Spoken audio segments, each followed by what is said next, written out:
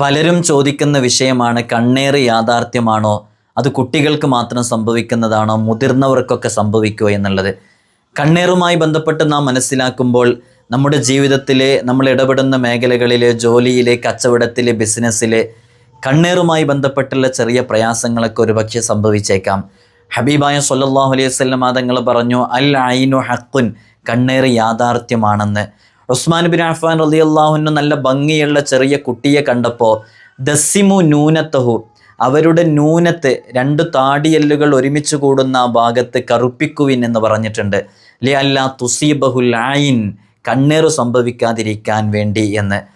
മഹാനരായ യാക്കൂബ് നബി അലൈഹി സ്വലാത്തു വസ്സലാം അവിടുത്തെ മക്കളെ പറഞ്ഞയക്കുന്ന സമയത്ത് ഉപദേശം കൊടുക്കുന്നത് വിശുദ്ധ ഖുർആനിൽ കാണാം.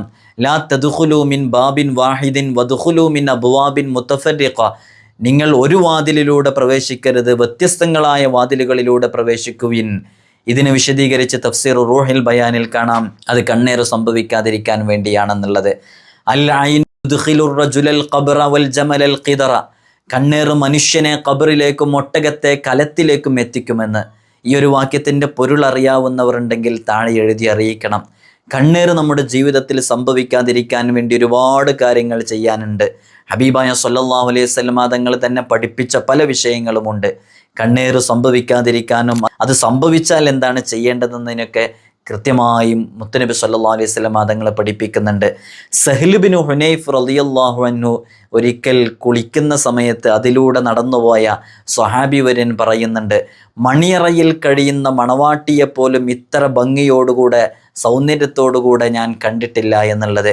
അങ്ങനെ വസഖത അലൽ അർള്, മഹാനവറുകൾ അവിടെ വീഴുകയാണ്. പിന്നെ അത് ചെറിയ രൂപത്തിലൊരു പ്രയാസമായി മാറിയപ്പോൾ ഹബീബായ സ്വല്ലല്ലാഹു അലൈഹി വസല്ലം തങ്ങളുടെ അടുക്കൽ ഈ വിഷയമെത്തി. മുത്തുനബി സ്വല്ലല്ലാഹു അലൈഹി വസല്ലം തങ്ങൾ ഗൗരവത്തോടുകൂടി അതിനെക്കുറിച്ച് ചോദിക്കുകയും, നിങ്ങൾ എന്തിനാണ് അങ്ങനെ സംസാരിക്കുന്നത്?